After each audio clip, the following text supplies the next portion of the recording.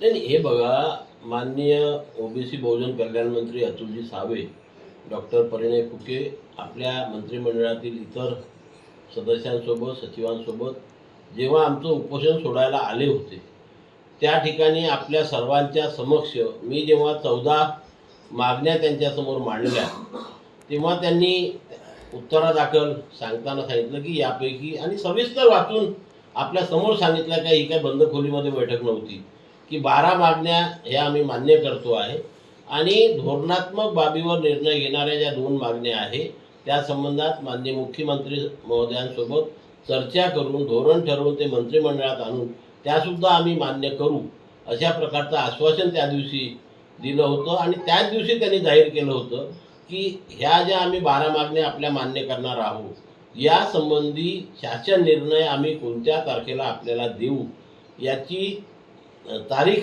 निश्चित करण्याकरता, वेळ निश्चित करण्याकरता मंगळवारी आपण चर्चेला यावं.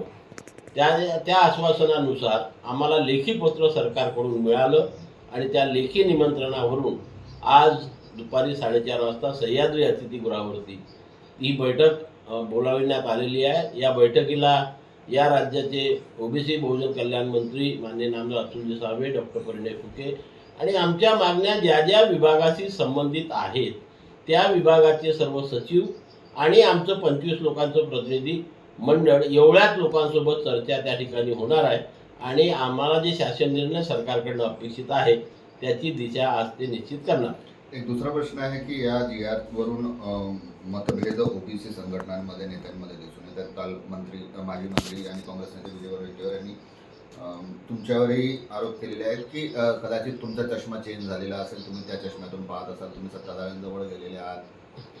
हे बघा, पूर्ण महाराष्ट्र आणि देश बघतो आहे. माझी भूमिका 2016ला जी होती, ज्या दिवशी राष्ट्रीय ओबीसी महासंघाची स्थापना झाली, त्या दिवशीपासनं आजपर्यंत जी होती तीच राहिलेली आहे. आणि मी आधीपासनं प्रत्येक वेळेस बोलत असतो की राष्ट्रीय ओबीसी महासंघ हा NGO आहे.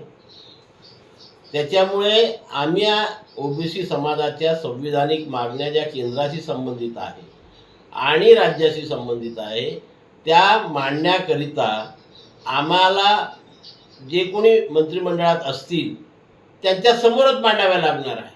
आणि म्हणून आजपर्यंत 10 अधिवेशनं झाले. या 10ही अधिवेशनामध्ये आम्ही सर्वच पक्षाच्या लोकांना निमंत्रित केलं आणि ते आले. भाजपचे लोक आले, काँग्रेसचे लोक आले, राष्ट्रवादीचे आले, शिवसेने, सर्वच लोक आमच्या डॅशवरती येतात. या सर्वांच्या समक्ष आम्ही आमच्या मागण्या मांडतो आणि त्या मागण्यांवरती चर्चा होऊन मंत्रिमंडळामध्ये मान्यता घेऊन त्या आमच्या मागण्या आतापर्यंत केंद्र सरकारने आणि राज्य सरकारने मान्य केलेल्या आहे. आणि त्याच्यामुळे या मागील 10 वर्षाच्या कालावधीमध्ये मी ओबीसी समाजाचे विद्यार्थी, युवक आणि सामान्य माणसाच्या कल्याणाकरता 58 GR काढून घेतलेले आहे, ज्याचा फायदा आज आमच्या ओबीसी समाजातील विद्यार्थी युवकांना होतो आहे. कोणी काढले हे आतापर्यंत 75 वर्षामध्ये, 78 वर्षामध्ये? सांगावं, एकाने तरी पुढे यावं आणि सांगावं की आम्ही ओबीसी समाजाच्या उत्थानाकरता, प्रगतीकरता हा शासन निर्णय काढला होता आणि समाजाला न्याय मिळवून दिला होता. मागण्या मांडत असताना आम्ही पहिल्या दिवशीपासून सांगितलं आहे की राष्ट्रीय ओबीसी महासंघामध्ये ज्या व्यक्तीला काम करायचं आहे त्यांनी राजकीय जोडे आपले बाहेर ठेवा आणि इथे येताना फक्त ओबीसी समाजाच्या विकासाबद्दल, प्रगतीबद्दल बोला. न्याय अधिक, या संविधानिक मागण्या, ज्या संविधानिक सोयी आणि सवलती, नुसतं आरक्षण प्रश्न इथे नाही आहे.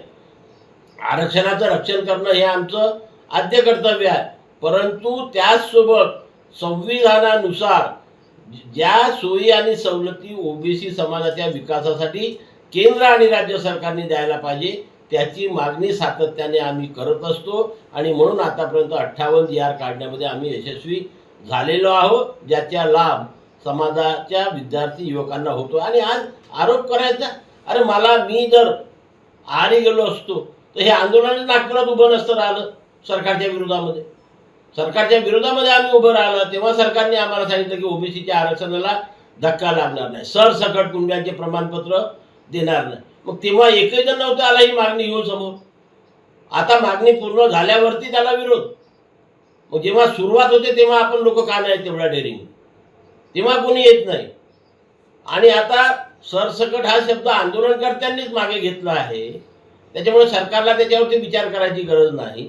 आणि जो शासन निर्णय निघालेला आहे तो जी प्रचलित पद्धत आहे त्याचनुसार ज्या व्यक्तीच्या पितृसत्ताक पद्धतीच्या वंशावळीमध्ये असलेल्या नातेवाईकाकडे कुणाकडे जरी कुणबी जातीचं प्रमाणपत्र असेल तर तो त्याच आधारावर तो तशा प्रकारचं शपथपत्र देणार असेल तर तो अर्ज करू शकणार. कोणी येईल ना अर्ज करायला त्याला कुणब्याचे प्रमाणपत्र द्या अशी तरतूद शासन निर्णयात कुठल्याही लोकांनी सांगावं. मनोज जरांगे यांनी काल म्हटलेलं आहे की 17 सप्टेंबर पर्यंत सरकारला अल्टिमेटम दिले की एक तरी प्रमाणपत्र जारी करावं. नाही, हे या शासन निर्णयामध्ये ज्या अटी घातलेल्या आहे त्या अटीचं पालन जी व्यक्ती करेल त्या व्यक्तीला प्रमाणपत्र सरकार देणारच आहे. आणि म्हणून अशा व्यक्ती पुढे आला पाहिजे ना की आमच्याकडे आमच्या वडिलोपार्जित वंशावळीनुसार आम्ही एवढे नातेवाईक आहोत, या नातेवाईकापैकी माझ्याकडे हे प्रमाणपत्र आहे आणि या प्रमाणपत्राच्या आधारे माझ्या इतर नातेवाईकांना प्रमाणपत्र देण्यात यावे. अशा प्रकारे व्यक्ती पुढे येईल तर त्याला प्रमाणपत्र सरकार देईल. जर अशा प्रकारच्या व्यक्तीने आता सरकार कशाच्या आधारावरती प्रमाणपत्र देणार, स्पष्ट उल्लेख आहे.